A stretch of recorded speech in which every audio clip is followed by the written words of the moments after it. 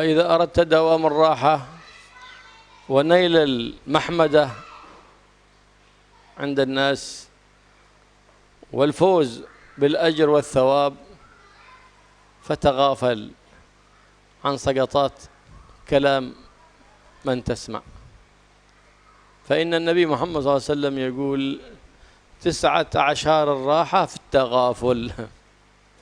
تغافل، ما أمور ما يترتب عليها شيء، تغافل كأنك لم ترها وأنت تراها، كأنك لم تسمعها وأنت سمعت. هذا التغافل ما يترتب عليه شيء، لا فعل حرام ولا ترك واجب، تغافل عنهم، فإنها التغافل فيها راحة للبال. نعم.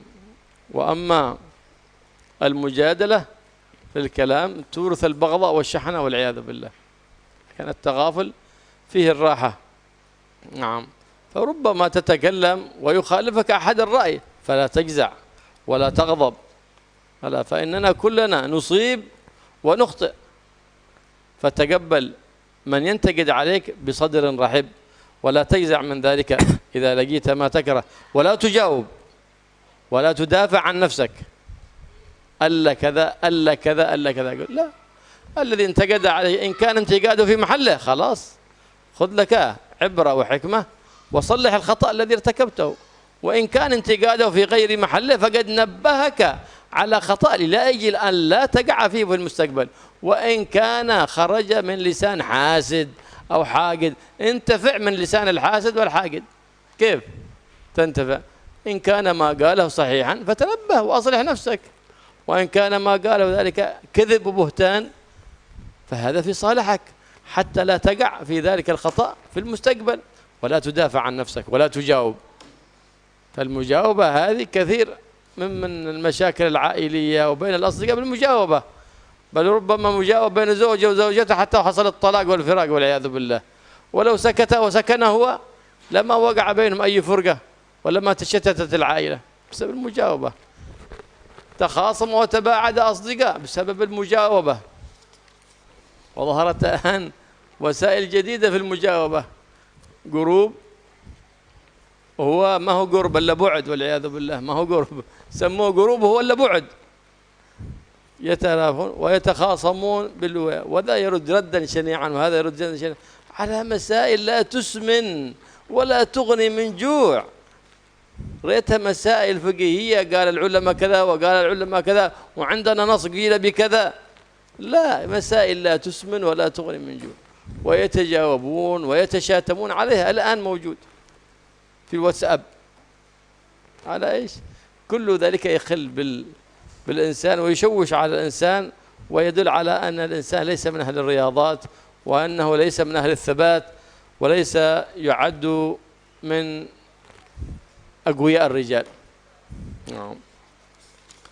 وليس كل كلام يتجاوب عليه، وليس كل رسالة في الويئة أو في الواتساب يجاوب عليها، لا. ليس كل كلام، فبعض الكلام جوابها السكوت، وبعض الرسائل تشوفها في الويئة ايش جوابها؟ أنك تمسحها على طول، هذا جوابها، تمسحها أو تقيلها حظر وانتهى الكلام. ليس كل رسالة تجاوب عليها، وليس كل كلام له جواب، لا. ما كل قول له جواب، جواب ما تكره السكوت، كل كلام تكرهه ايش جوابه؟ السكوت، تسكت عنه، خصوصا في محاورتك مع اللئيم. محاورة اللئام إذا تكلم السفهاء اللئام فإن أحسن الرد لهم أن ترد عليهم بإيش؟ بأي كلام؟ بالسكوت. هذا أقوى من ضرب الرصاص، تك تك، أقوى من ضرب الرصاص. فيهم ناكي، إيه خلاص هو يراجع حساباته، بعدين يراجع الأرشيف حقه، يذهب يراجع الأرشيف حقه. لكن لو أعطيته في الكلام بيزداد كلام، وبيزداد الكلام بيولد كلام، والنار بيتولد نار، حتى تكون المخاصمة والمقاطعة، وربما كان المقاتلة والعياذ بالله. لا، لكن إذا نطق السفيه فلا تجبه، فخير من إجابته السكوت. هذا الدواء الناجع لمثل هذا الصنف من الناس.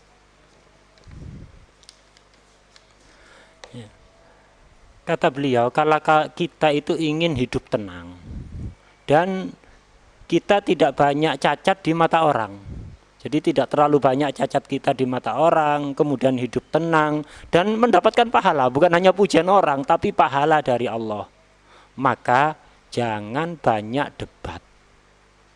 Kadang-kadang kita itu harus masa bodoh atas kesalahan yang dilakukan oleh orang lain. Misal kesalahannya itu sepele. Jadi ada orang mengatakan sesuatu, kok omongannya ini ada yang salah. Omongannya ini ada yang salah. Kesalahan sepele, kesalahan itu kalau dibiarkan tidak akan menyebabkan meninggalkan kewajiban, tidak akan menyebabkan melakukan keharaman, tidak merusak agama. Kesalahan sepele, ya udah. Masa bodoh aja, anggap angin berlalu gitu aja. Anggap tidak ada apa-apa. Tidak semua kesalahan itu harus dibenarkan.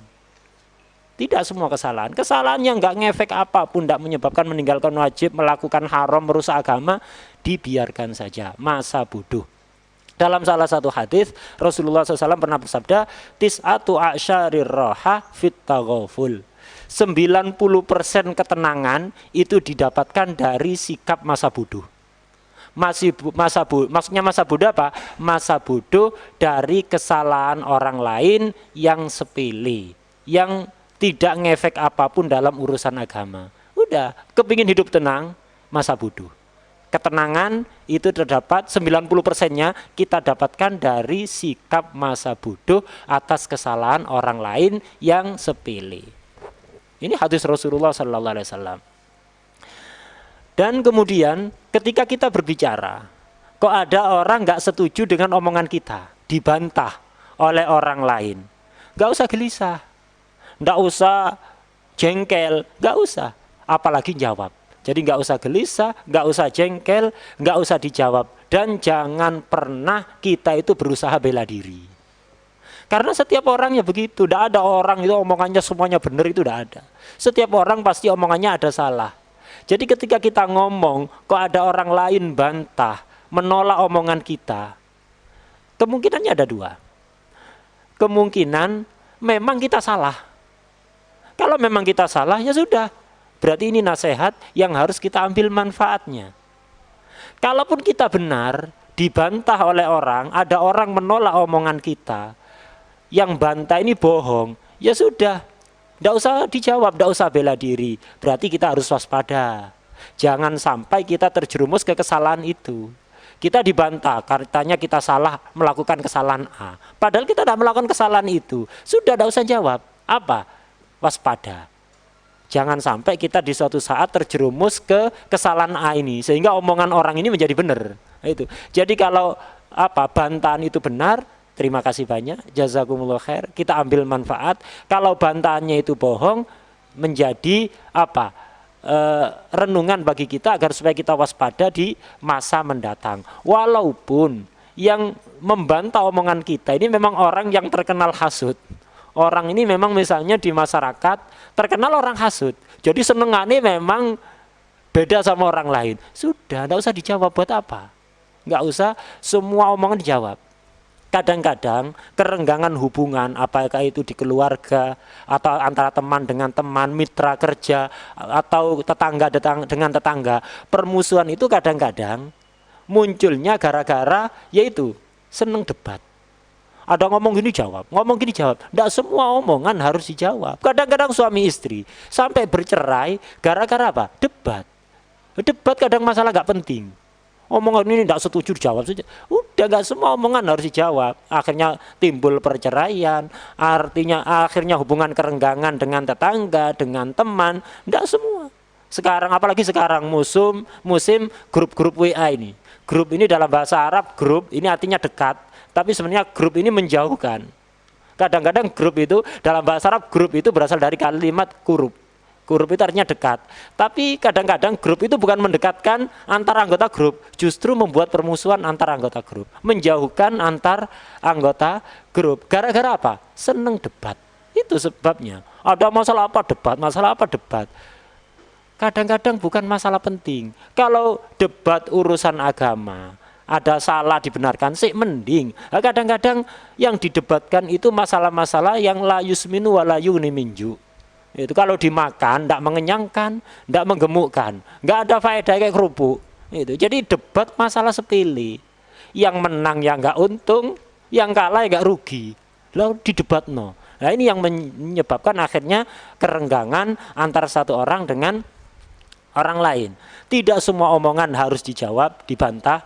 Begitu juga SMS, pesan WA. Tidak semua SMS atau pesan WA itu harus dijawab.